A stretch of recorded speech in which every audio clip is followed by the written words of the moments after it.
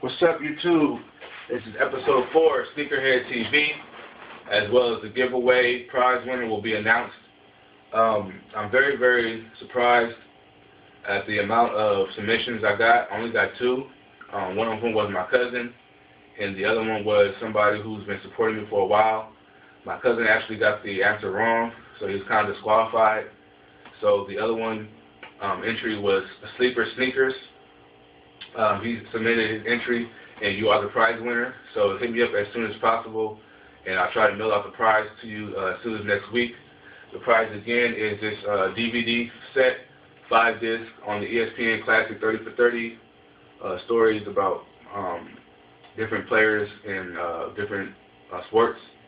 I already went over in the giveaway information video, but so Sleeper Sneakers, hit me up with your information again. I'll try to send it out to you as soon as possible. Hopefully next week I'll send it out to you. With that being said, this week's topic on SneakerHead TV will be fakes versus authentics. Now, I know there's been a lot of heated debate from the people who wear authentics about people who wear replicas, and they're just always disrespecting these guys and just always talking trash about them. Me personally, I don't have any problem whatsoever with people who rock replica shoes. You rock what you like, rock what you can afford.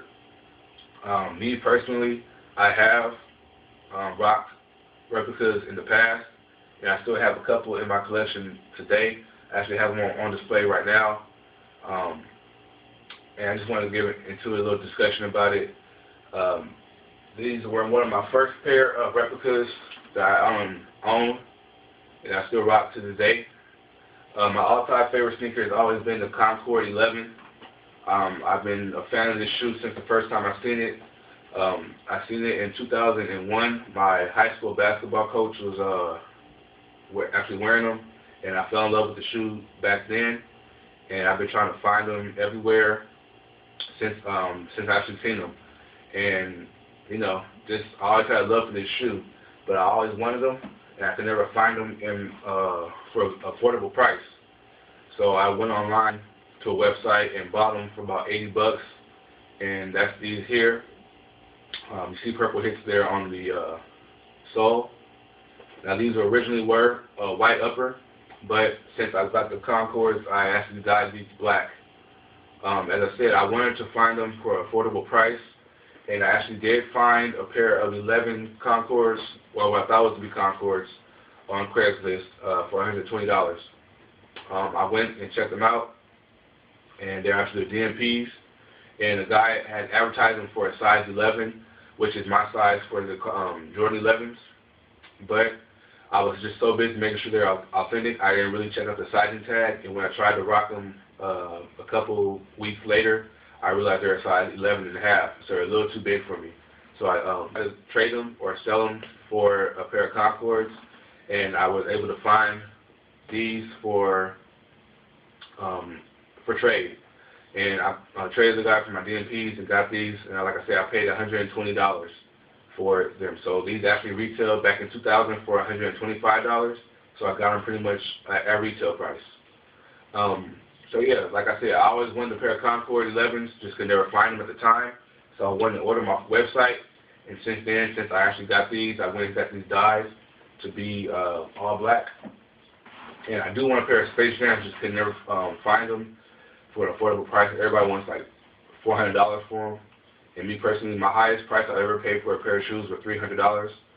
And I just can't see myself going over any more than that for a pair of shoes. So this would be a close second. Just go ahead and dye my replica Concords all black.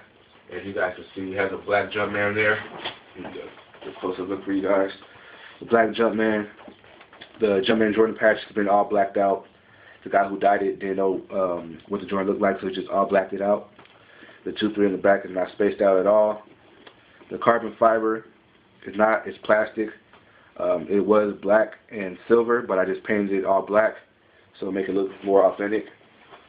So that's there. The Concord 11s that I had always wanted, I bought replicas. Next up, I have these black and gold Jordan 1s. I believe these came out in 2002, maybe 2003. But I wanted a pair of shoes to work in. I was working at a grocery store. We had to wear all black shoes, or mainly all black shoes, and I remember this shoe from back then, and I always wanted to get it, but everybody wants $280 to $300 for them. And like I said, I wanted the shoes to work in, so I wasn't seeing myself paying that much money for a pair of shoes that I was going to beat up. So I went online and checked out a website, and I bought these for $84. Now these are actually pretty good replicas. I'll show you guys a little detail on them. Everybody knows on the Jordan 1, it's supposed to have, on the retros of course, this one has a Nike Air on it, and as well supposed to have the Jumpman on the back. This one doesn't. Now, how I can tell these are fake is just because on this little portion here where the eyelet meets the ankle flap here, it cuts and curves and then goes straight up. And this one, it does a little bit, but not as good as it's supposed to be. It's not as prominent. As you can see on this one right here, it curves and goes straight up into the ankle flap there. And does that on the inside as well. Now this one, as I said, it curves, but then it goes up. It's not as prominent, as long. And then this one right here, it just curves right into it. And then on this side, the other shoe, it just curves into it on the outside. On the inside, it curves and goes up a little bit. So it's not really consistent.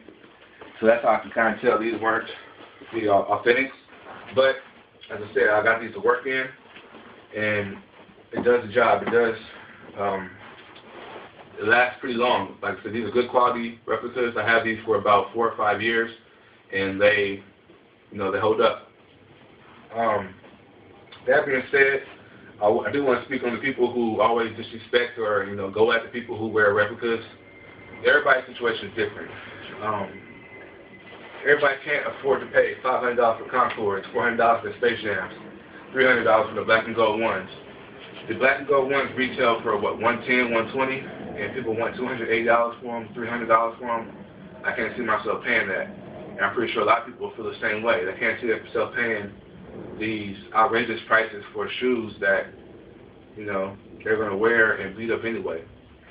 So like I said, I paid $84 for these, and I can get 3 pair of these for the same price that somebody wants somebody to pay for the authentics.